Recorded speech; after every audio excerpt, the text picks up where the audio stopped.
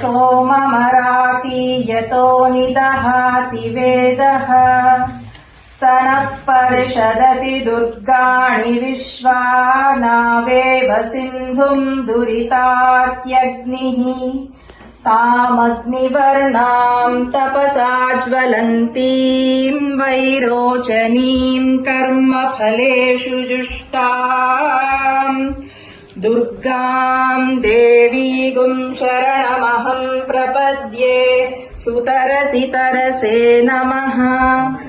अग्ने त्वम् पारयानव्यो अस्मात् स्वस्ति धिरति दुर्गाणि विश्वा पूश्च पृथ्वी बहुला न उर्वी भवातोकायतनया यशं योः